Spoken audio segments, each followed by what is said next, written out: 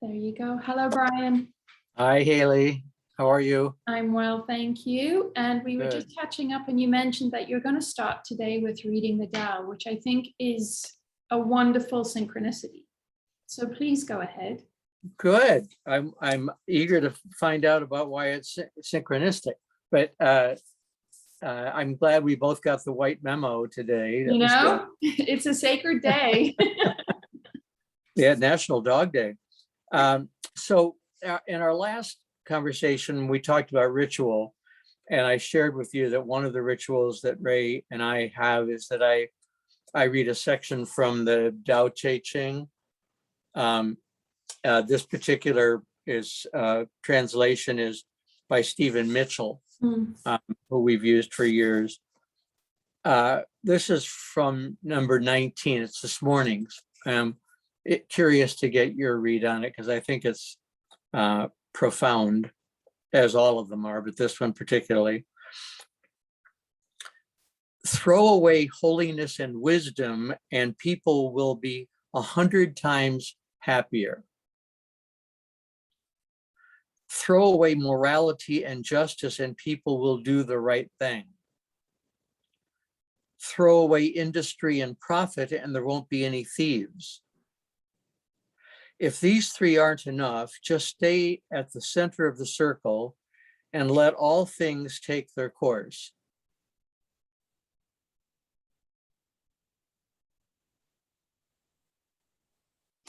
That's really appropriate for now, I think.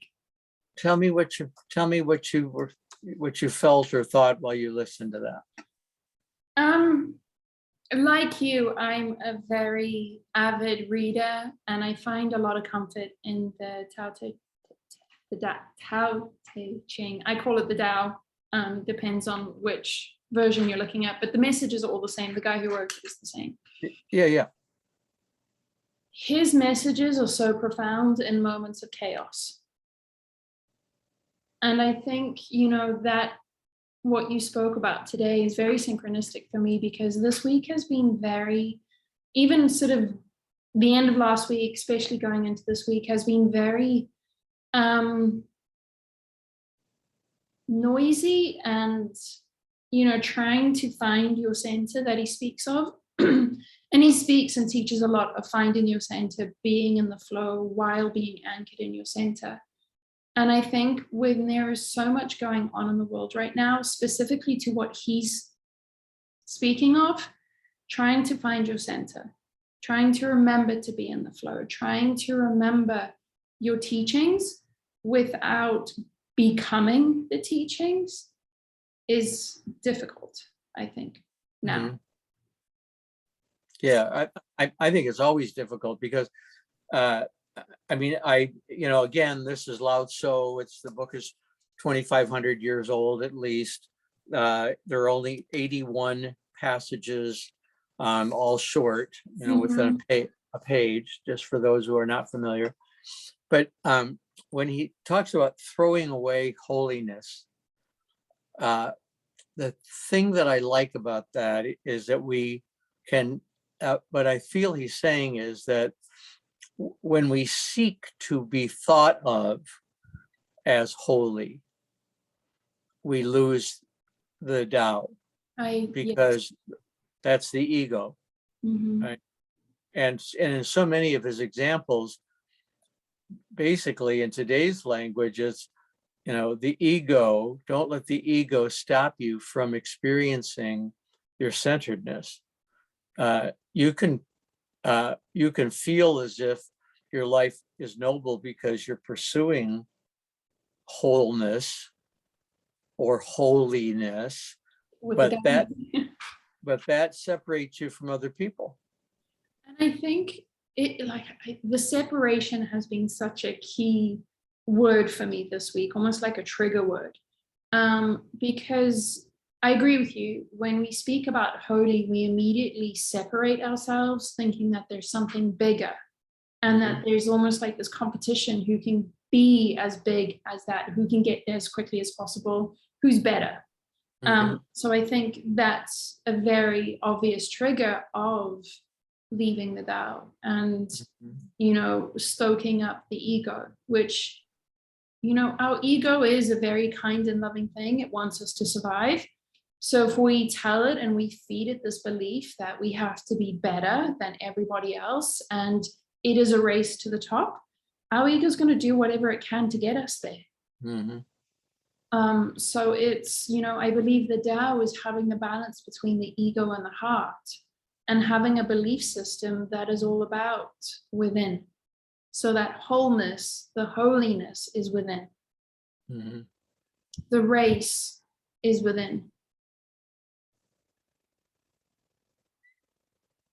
And there's a lot of separation going on right now. And it's There very is. personal. It's, I don't think anybody is not being impacted at a Well, personal level by it now. Hayley, talk about, I mean, you've referenced it a couple times, your week. Can you talk a little bit about your week and why it felt so Um, chaotic? I think I hit a point of burnout, but I was trying to figure out, what is that point of burnout so I can be better Right. next Hmm. time. And that point of burnout was being this sounding board for everybody else and trying to find the right path in that, but then Hmm. also trying to counterbalance that with my own side of it and where am Hmm. I in it. And it's difficult to try and be in the Tao when there is so much noise. Hmm. And you can't really, you can get away from it if you become a monk and go Right. live in the mountains and go be, completely isolated. Of course, you can get away from it. But I think if you're wanting to be a part of this world and wanting to be a part of community, it's difficult to find your path in it. So there's been a lot of noise. This week, I've been directly affected by COVID. I've had 2 clients whose family members have died from COVID, Mm. both of them vaccinated. So it's been one of those things where it's just like, you want to just roar, but my training has got me to the point where it's like, wait, figure out what it is you want to roar about first. Hmm. And I And think do you, and that's do you, very much to the, well, first of all, initially what I felt was that there were some boundary issues with regard to feeling burned out and overwhelmed, and that, you know, you were taking on too much, that maybe what this is about is saying no more often so that you can say yes to yourself. I mean, I it's just think, a, that's always the underlying crux, when we do things out of obligation and we do things because we want to please people, we want to show our gratitude. right. And we are in a society where saying thank you or saying I love you isn't really deemed wealthy enough. Mm, We yeah. have to show it. We Mhm. have to give some kind of materialistic outpouring to show how much we are grateful or how much we love. And I think I is that's that where I at least very quickly fall into Yeah. that overwhelm. Speak synchronicity, and I don't totally understand it, but what you just said is what I am quoted as. I was interviewed by Christy Hardwick, who you and I had on the. Yeah, We love Christy, we and do. she does a quick 15-minute on Wednesdays podcast, and she had me on, and I was talking about that God is love, but love is action, And when I was thinking about um, the podcast on my walking the dog last night, I was remembering that song, and it was from a musical, "Don't Talk of Love, Show Me," "Show Mhm. Me Now," that which is exactly what you were saying. Is just that saying "I love you" is really important, and we need to say it. But it's more powerful when people see it manifested in your behaviors. That love is an action verb, and the universe is constantly waiting for you to say yes to it. And saying yes saying yes is an action. Yes. Yeah, yeah. It is. And it's a very interesting paradox. About how do you say yes to the world and still have time for yourself? Mm-hmm. I think Yeah, that's where, how do we say, how do we, because I think love is a verb and a noun. Mm-hmm. And yes is a verb and a noun. So I think it's how do you find that space in between to figure out which one you're going to do, or how you're going to use it, I think is a better word.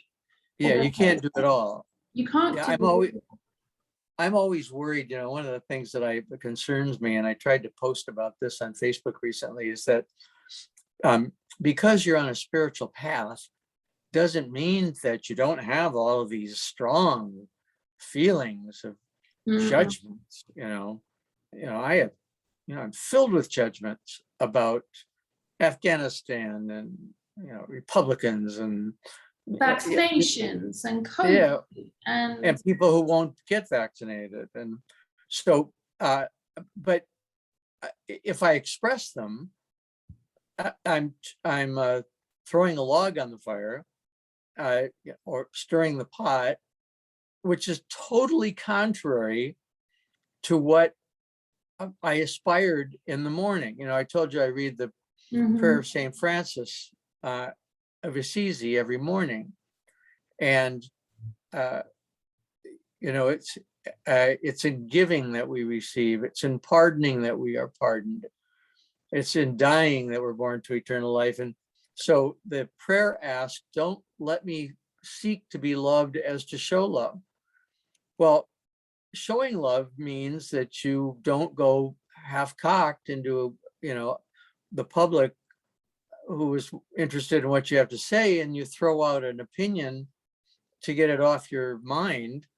And then it kind of explodes in their life. Yeah. So it's tough, though, sometimes to be seen as relevant when your message is constantly love. Oh, there they go again. Right. And I think for me, this week has been really important to step out of it.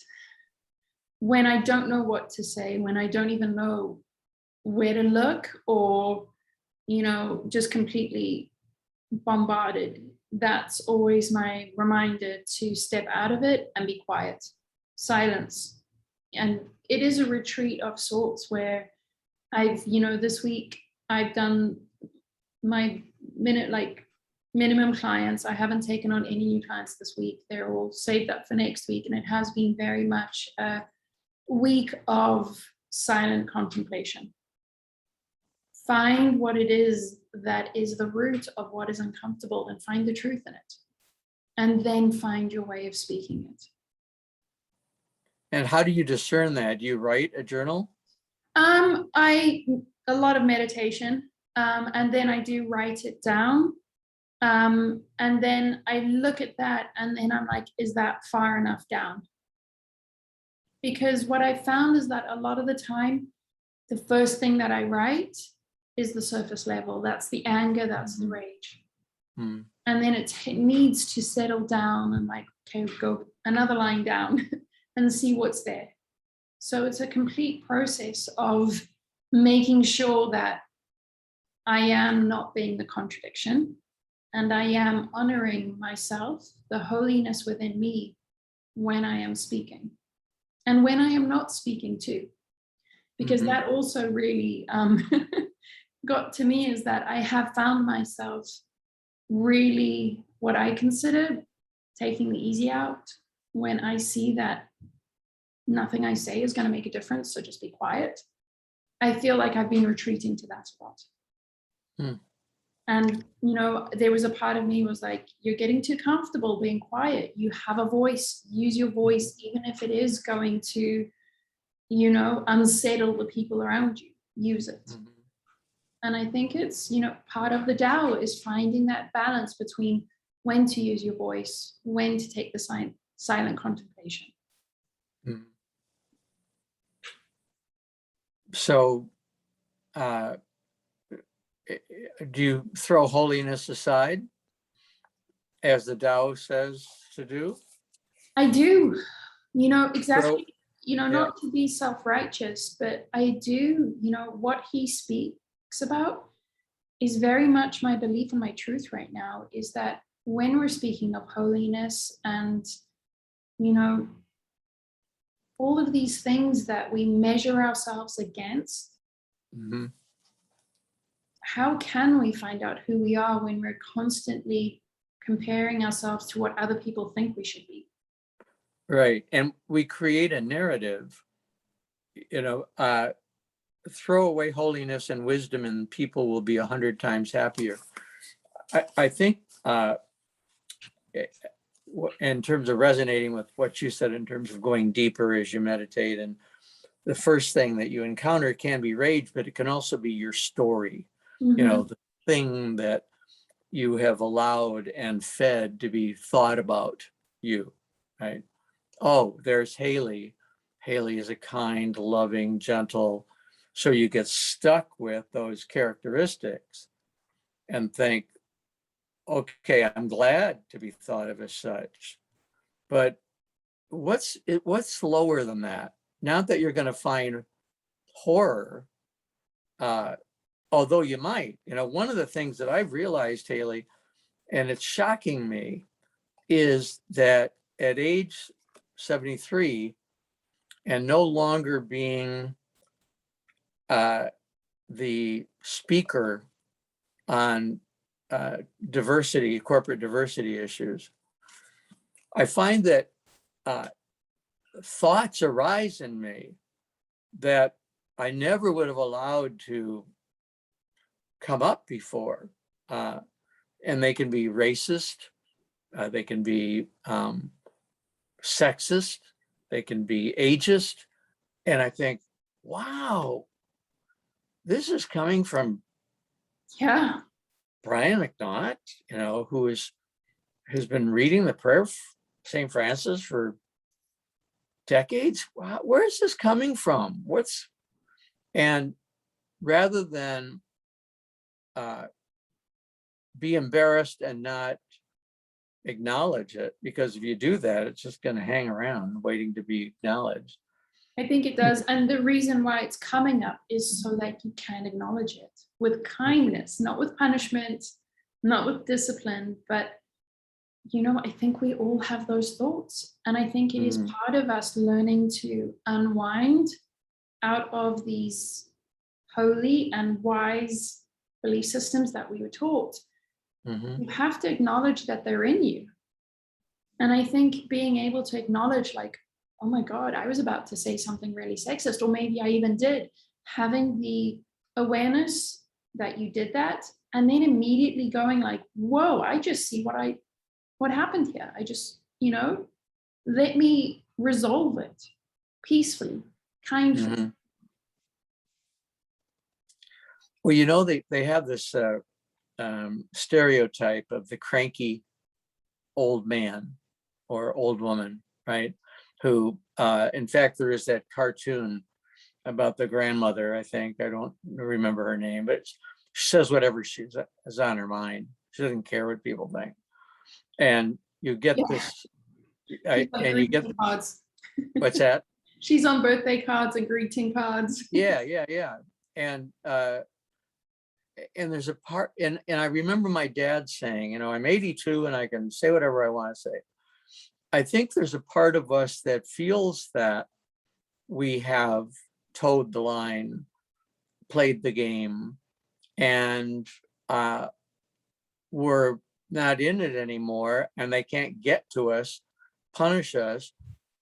So these thoughts come up and you think, why shouldn't I say it? I feel it. Am I still handcuffing myself by this desire to be thought of as holy and wise, or a good father, or whatever the image you have of oneself, a good mother? And so your senior years are not a vacation from the work that one does Yeah.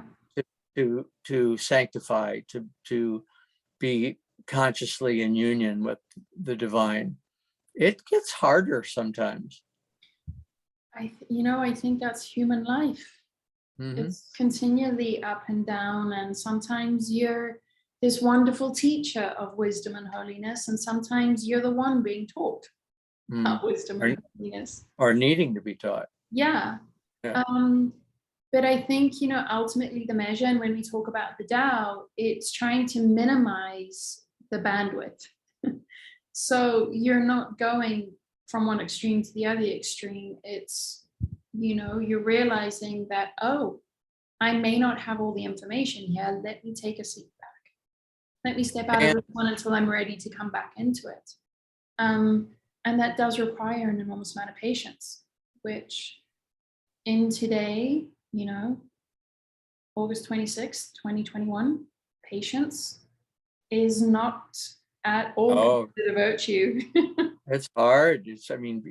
Nobody wants to even mutter the word patience, because people feel like they get left behind. And if you don't say something now, then you'll get left behind, or you're forever put in this bucket that we're loving to put people in right now. You're either on the good side or the bad side. And if you're on the bad side, you just got to hope that the next thing that comes along, you can redeem yourself. And I find that incredibly heartbreaking. The Tao also, the message that I get supporting what you just said, Hayley, was that when we label things, when we name things, they lose their meaning rather than gain it, because they're forever stuck with that word that we've come up with. It didn't show up and say to us, call me this. We called it a robin. And, Thich Nhat Hanh, in one of his passages, talks about, don't say, once you say it's a robin, the next time you see it, you're not looking at the beauty of its breasts, the color. It's, oh, that's just a robin. Right? And so when we name things as holy, it's holy to do this, right? Then it loses its meaning in terms of the person who's going to experience it, because we've already defined for them what its meaning is. Does that make sense? Totally, and it becomes the contradiction. You are no longer holy, or no longer behaving in a holy way. It's you're taking yourself too seriously. Sorry? You're taking yourself too seriously when you start. Yeah. Humility is a big word for me, and it has been a big word all through last year, continues through this year. The humility to be able to slow down and to, my question is always, are you being the contradiction? Are you being the separation? Are you speaking the separation? And I think when we have the humility to realize, to your point earlier, I have these thoughts. This thing is bothering me, but you have the humility to admit it and then try to find a better way through it. I find that a lot of us, that is the hero's journey. And the hero's journey is lonely. And the hero's journey is hard at times. It is beautiful at times too, but it is hard at times. And it's a lonely place because it's not many people can hold that conversation with you as you try and sort of distill and understand what it is that you're even thinking or you're even saying. And to your reference earlier to, if you want to do this, go be a monk.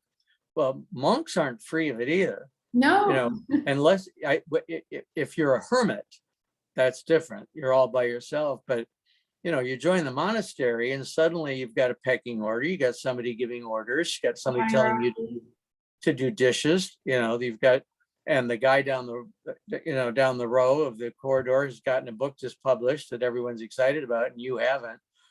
So the ego is still present in the monastery. Yeah. And It's just, even with the hermit, the ego is still present. yeah. I think in all of us, the ego is present. It's in a matter of finding the balance. And, the Tao is a wonderful book to help you, I think, give you the tools and give you the words to relax into that balance of, we need the ego, we need the heart in balance. Well, what I have found for myself recently in terms of lesson for anyone is that the further I got from a ritual practice, the less centered I felt. Yeah. Was it your ritual practice or a practice somebody told you was a ritual? No, it was my ritual. When we used to every morning read the Tao out loud, and we got away from it. And not only did it not get read out loud, it didn't get read, at least by me. It sat by the side of my bed. Mm-hmm. And I finally thought, you're not going to read this. You're too tired at night. You're reading other things. And you've read it. You read it before. You kind of know it. And people are asking me to read things, and I don't have time anymore to read for myself. So I brought it out to where we have breakfast. And now I'm back into what was a very nurturing ritual. Part of the reason, and this is also complements what you were saying, is that I do have someone with whom I can talk about it. Ray will stop what he's reading, and I'll read it and we'll talk about it. Sometimes we'll just say, that's really good, or that's, I can really relate to that. Yeah. Or that's my favorite passage or whatever, but at least there's a feeling of affirmation from someone else in the room that this makes sense. Mm-hmm. Yeah. And I don't necessarily have that person, a body, I guess would be a good way of saying it, like a heartbeat next to me. But, I have a community that is on my phone, and it's, part of that community is being like, okay, how's everybody this week? Who else is anybody else dealing with this? And I was just chatting to one of my friends this morning, and, we're going through exactly the same thing. And it's like, oh, hey, buddy, how's it going out there? Mm-hmm. Yeah. And, I think that's one of the most wonderful things about being on this path and having people that I'm having to be very conscious of my words here because I can feel myself creating a separation. Being on the path and having like-minded people that are aside us. And I'm trying not to create separation there because what about all those people that aren't? Does that mean I'm better than them? Does that mean I'm higher than them? Does that mean that they're all just out there and they don't matter as much? So it's these things that I sit about. I'm like, oh man, are they better words? Is there a better way of saying this? And as soon as we start to wonder whether we're better than them, then we just lost what we had. We have to start over again. Yeah, and I think it's, it's hard sometimes to find the words, to find the bridge, to say that, this is my path. It's not better or worse than yours. It is different. But, my humility and my belief in humility is, if I have the freedom to be on my path, you have the freedom to be on your path, whatever it is. Please respect my path as much as I'm going to respect your path. And I think I have to be very measured, or I want to be very measured with my words, that they create a bridge between those paths that we can sometimes cross over, rather than creating more of a divide and a separation between them.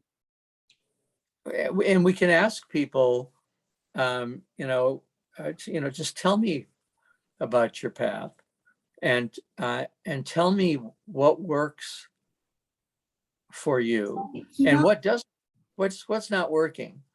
isn't And that then, a wonderful segue? okay, good. Because I think asking people about them, the personal side of it, who are you? What do you like? What's annoying you right now? What is your path? What has been your journey? What countries have you traveled to? What was school like for you?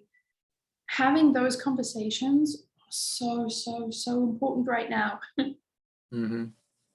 Because it doesn't matter about who you voted for, why you voted, doesn't matter.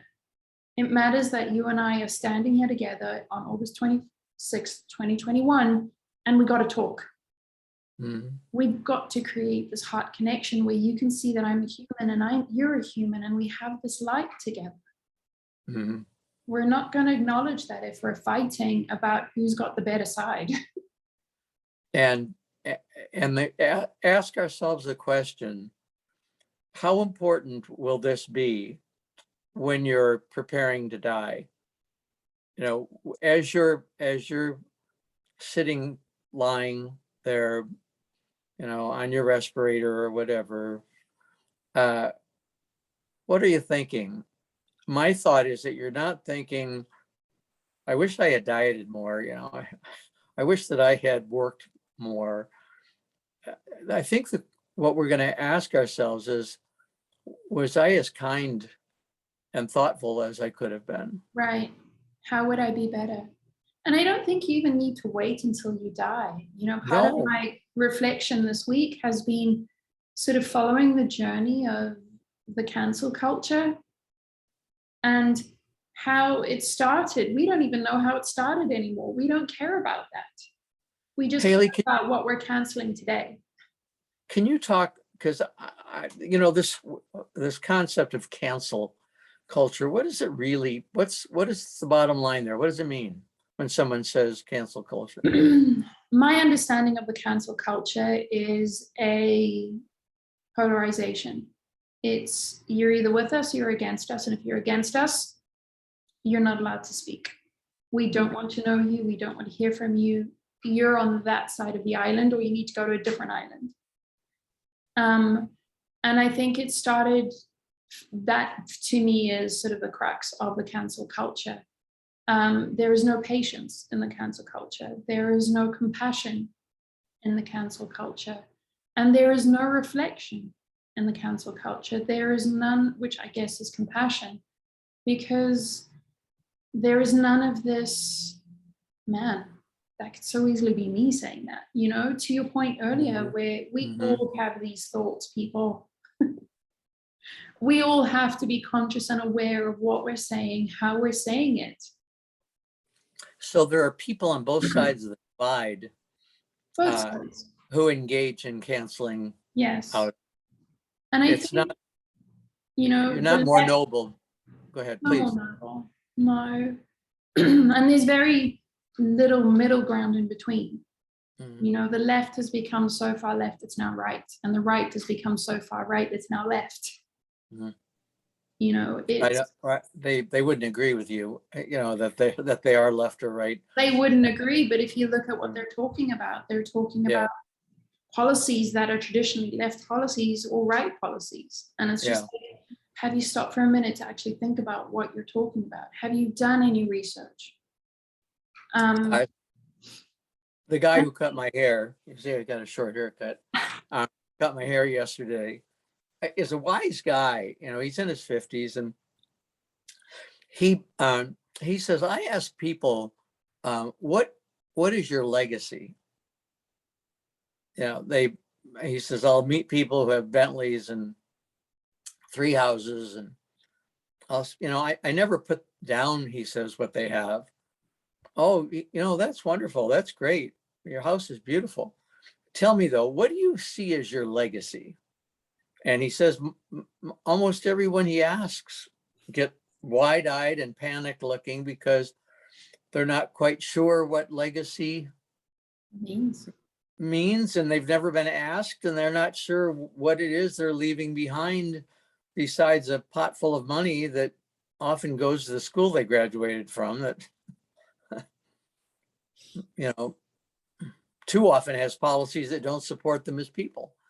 But so, you know, as we go through this questioning of ourselves on, you know, in the Tao in terms of holy and wise, what are those words? A really good question is, what do you hope to be your legacy? And it's, let me see how to say this. It seems like a very far out thing that it's only something you think about when you die. And when I decided to change the way that I live and how I exist in this world, I started with the obituary. I started with, when I die, what do I want to be said about me, or what do I want to say about myself? And then I sort of backtracked that to like, right, how do I do this every day? So the legacy is not just something that's out there and you only have to think about it when you're on your deathbed. It's nice to kind of have that thought, but it's, what are you going to do today? What is your legacy today that builds up? Because your legacy doesn't just happen when you're on your deathbed. Your legacy is something that is built up. Oh, it's already happening. I mean, Already happening. And you can it's a change it. measure of how you lived your life. Yeah. The legacy that I would have with kids that were in 4th grade with me, and some will remember it, and something I did then impacted them, but that's not the same thing that's impacting somebody who may meet me tomorrow. And Hayley, funny that you should talk about obits. I often will ask people that want to talk, I'll say, oh, so what is the first sentence of your obit in the New York Times going to be? Hayley Evans, who, what, died today. Who is, you know, what is the obit writer or the family member or whoever, what is it that they're going to, what words are they going to use to try to sum up in one sentence what your life was about? Are you asking me? Well, why not? I mean, I wasn't, but let's do it. I think this is a good exercise for both of us. I think for me, you know, Hayley Evans lived. She was complex, but at the same time simple. And her life was of peace, of love, of ease, of grace, of joy. That's it. How about you? Oh, that's more than one sentence though. Yeah. Well, you know, I'm going to be writing, I have this book that I'm ready to publish called On Being Gay and Gray. And people who have, a couple people in the publishing business who are friends have said, I really like it. The next book I'd love you to do is a memoir. And I thought, I don't even know how to write a memoir. I don't know, you know. And the reason is, Hayley, is that I have had an audience in my head since I was a child. You know, almost everything that I have done in my life has been with not an audience waiting for applause, but an audience in need of whatever it is that I was going to be doing. And so it's, my writing and my speaking have always been other oriented, even though they're very personal. But the memoir, a friend said, I guess it was my brother said, you don't worry about what anybody thinks when you write it, just write it, right? So that means digging down past the first line that I hope will be the obit, was that, you know, Brian McNaught, a pioneering gay educator, was a kind man. And that's what I would love to be thought of as, a kind person. Right. But I can't separate the gay thing because it's been my whole life. I mean, to not say, to not, you know, to not link it. I'm not, you know, there are times that I wish it hadn't needed to be my whole life, that I would have, you know, been born at a different time and you know, maybe become a judge or I don't know, something different. But it has been my life. That's, I think, you know, but you know, allow that.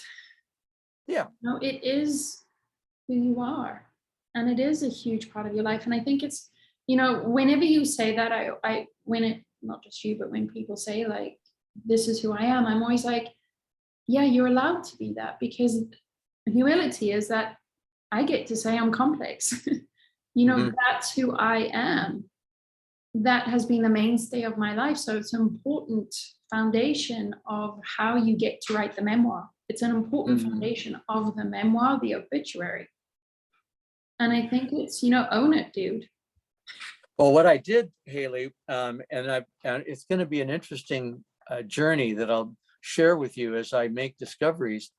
But I started writing down all the things that I could think of that have influenced my identity and Mm, have influenced how I interact that's a with really others. good question. Well, thank you Yeah, for answering. and that includes what teachers, what family members, what books, what movies, what songs. I mean, I can throw out some to you, right? The song Bridge Over Troubled Water was huge for me because I wanted to be that bridge Mhm. for whoever needed it.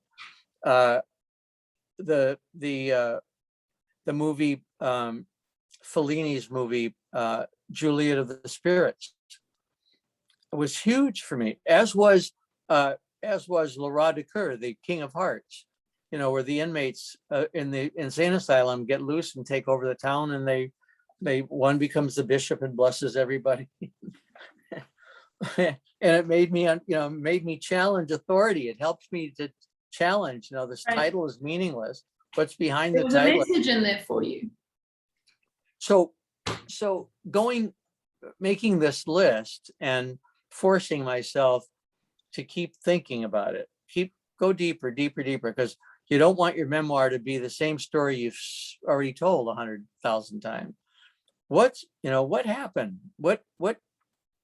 You know, why are you who you are? And there are some interesting things in my life, which I'll write about, but what it was like to talk to a Indian audience on being gay, what it felt like. But beyond that, how did I get there? And But in the story, how did I have the confidence to do it? wouldn't it be wonderful if we all just started talking in memoirs? Yeah. We all had the patience to say, like, how are you who you are? Why are you who you are? Rather than having this question about, like, are you vaccinated or not vaccinated, is where are you with this? How are you with it? Well, the question that you ask people often in our discussions with guests is, oh no, who asked this? It's not you. It's the woman on NPR, I think, Krista. She says, how did religion influence your childhood? Maybe you've asked that question too of people, but how has your childhood faith impacted your life? Positively, negatively? Maybe you didn't have one, but how did it? And I think that's a really good question. I think it is too. And I You would know, rather have that conversation. How fun, yeah. how exciting. When I was a kid, Hayley, we Catholic kids had this catechism that we had to memorize. And the first question was, who made you? And well, God made me. Why did God make you? And the answer was to know, love, and serve him, because God was, Father then. So your life is set to know, to love, and to serve. And you take that in and you think, oh yeah, but you went to college, you had theology classes. Yeah, but that little kid is still inside, Still inside. who memorized the answers and still can give you the memorized answers to all the questions in the Baltimore Catechism. In every single day of my work, that inner child is the genius of who we are. Mm-hmm. We very rarely give enough credit to children as a whole, but to our own version as a child, my God, we were geniuses. Like, I only wish that I was as smart as that kid.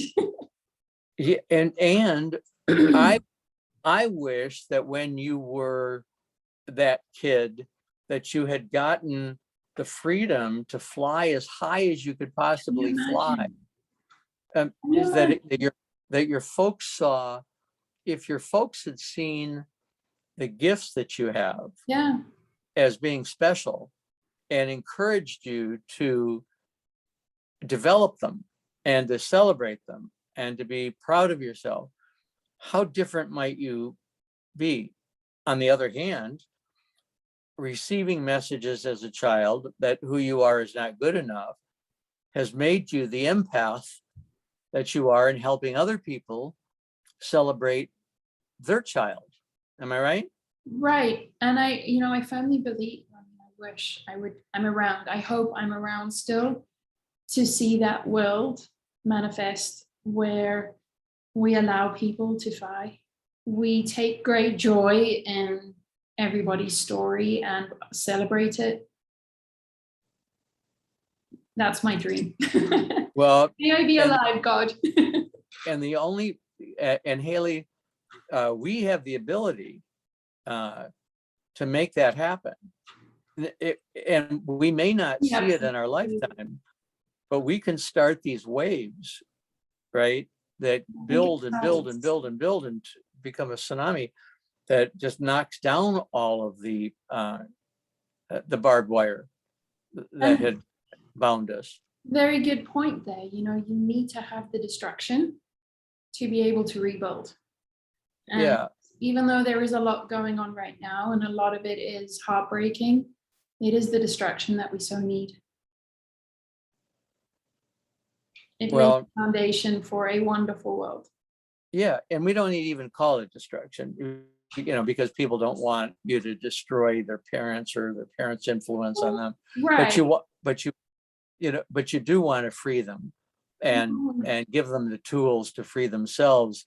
And then if you free them, hopefully, like Plato's analogy of the cave, that once the one guy got free and went outside the cave and saw what was real, because it wasn't shadows anymore, he went back, to tell he could have kept going. He could have left. He went back to say, oh my God, you guys, we got to get out of here. You have no idea. This isn't real. This is not real. What you're seeing is not real. And I want to help you get out. No, I don't want to leave, but this is comfortable. Yeah. Okay, well, I can't drag you out. But those of you who want to go, I've got some bolt cutters. Yeah, here. Going to cut your bolt. There's stories of that every single day. Every day. Every day. And I try and make a point of finding those stories every single day. Like, okay, that was a terrible headline. Where's the happy story in all of this? Where's the story of that one person or the few that have, been heroes or have created some kind of joy in this moment? And then share it, which I just did a couple of days ago. Somebody had shared a story of how they and their father, when he was young, had a flat tire and how all these people helped them without pay. And so I shared it because I think we do need to be reminded of the goodness that's happened in people's lives, but also to see ourselves as sources. And even the tiniest moments, that when you're standing outside and the mail truck comes up and the mail carrier who's tired and hot, and that you say, how you doing today? That's a hot one. Are you keeping cool? Can I get you a drink? That's life transforming. It really is. It means nothing to you. That bottle of water that you're giving them from your, it means nothing to you. But to them, it's an act of human kindness that they may not be used to, but they love it so much they want to duplicate it. Yep, one small act.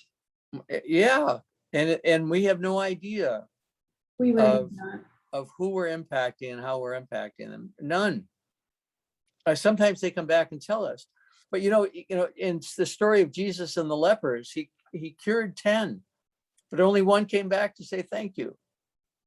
And sometimes, we only get the one, who comes back and says, you don't know this, but something you said back in 1978 changed my life forever. And then it's such a small act because you're like, my God, I don't even remember. What did I say to you? Exactly. Can you tell me more? Because I don't remember saying it. And then I always say, well, I'm just grateful because, I just try to be of service. And that going back, coming, full circle on this, when the person tells us that we saved their life by something we said in 1976, we weren't even born then. So let me read on 1990s. That we don't then suddenly see ourselves as holy and wise, that we don't take those words and say, okay, that's, I've just found out that that's who I am. I'm holy. Yeah. So then suddenly you're bound.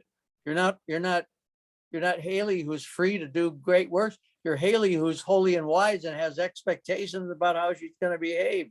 Well, that wasn't very holy. That wasn't very wise. And you got Hayley now who's afraid of cancel culture.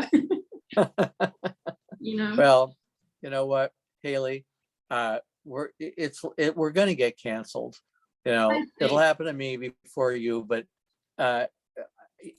I brought up this word and I can't remember who put it into my consciousness recently, but to embrace obscurity, wow, to head towards that headline in the Times and first acknowledge the Times isn't going to have my help. I'm not going to be on their radar.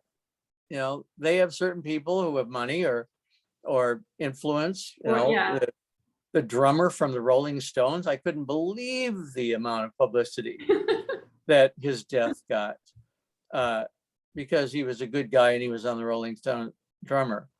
That's not, you and I are not going to have that, but it won't matter to us if we embrace obscurity, saying, you know what?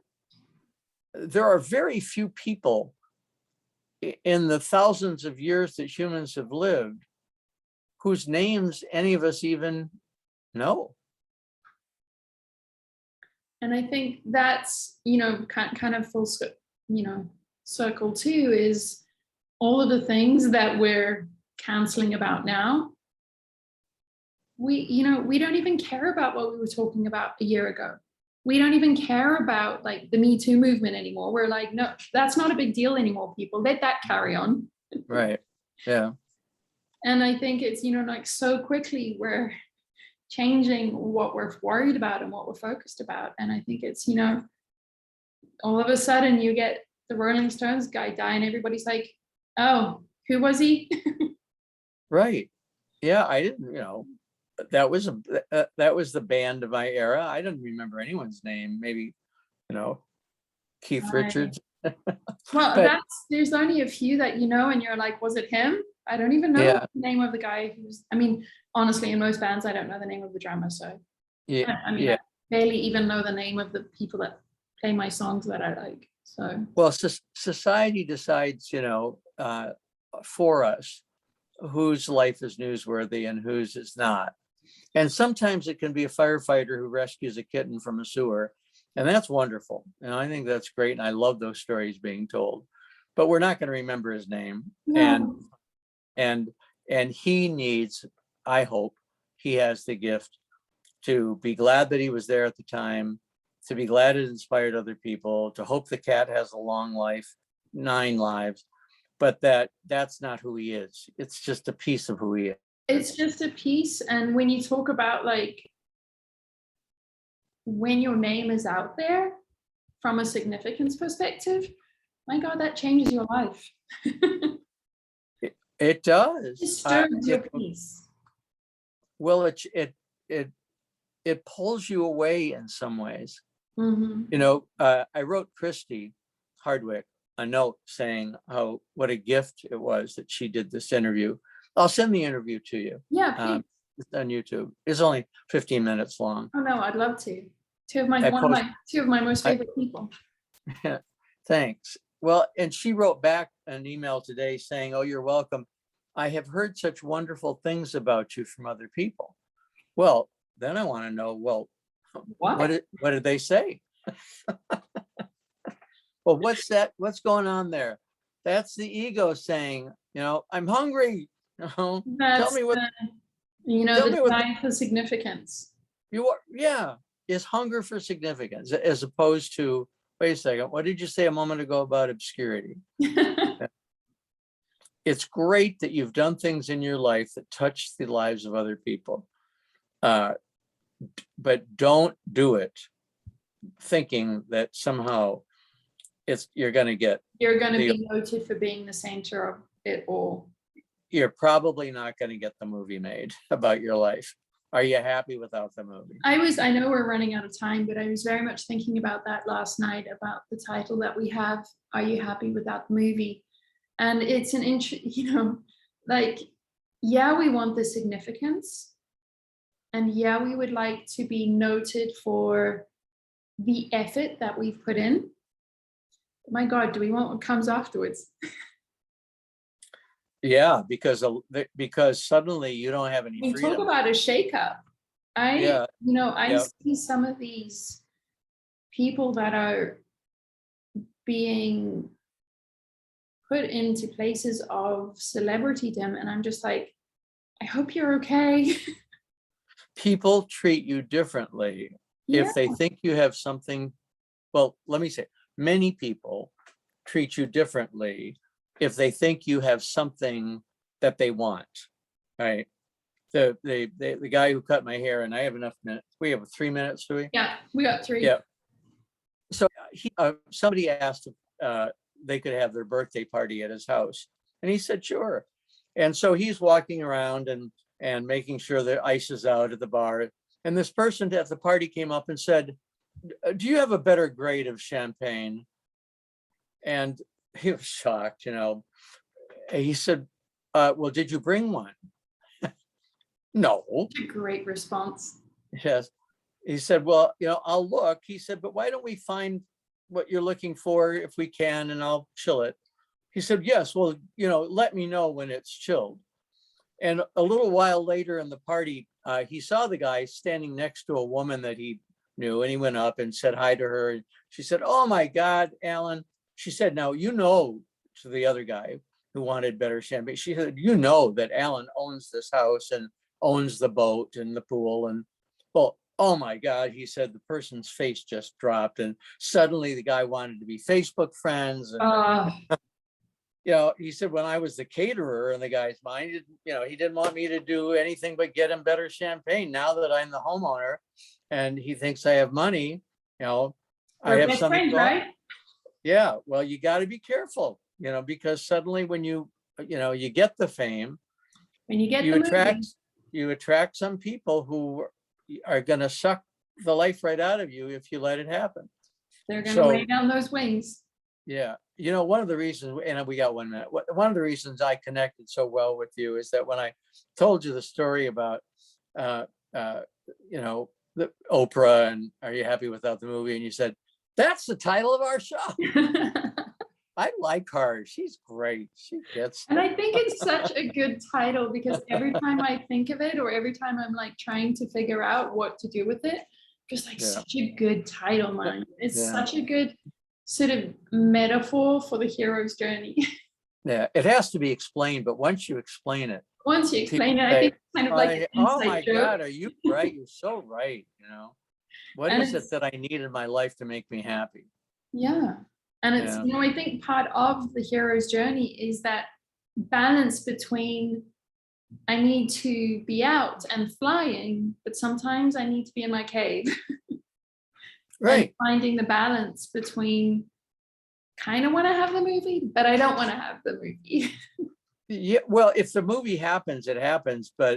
And if it happens, I'm glad if it happens to help other people improve the quality of their lives.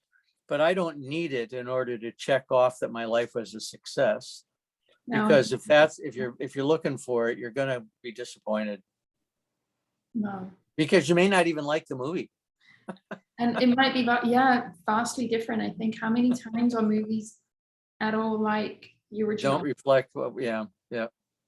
Well, Hayley, I know that it's time to say goodbye, I Indeed. think. But Thank you so much, Brian. I loved our time together, as I always do. Such a And, joy and such it an is a anchor joy. in my week. It's just like, today's Thursday. Get the trash out, get everything done, go sit down and talk to Brian. Well, I'll send you the interview, Please but do. I otherwise would love to see it. I'll see you next Thursday. We'll see you Thursday. Lots of love to you and Ray and to Lincoln. Thank you. Happy And dog to you. day. Bye-bye, Hayley. Bye.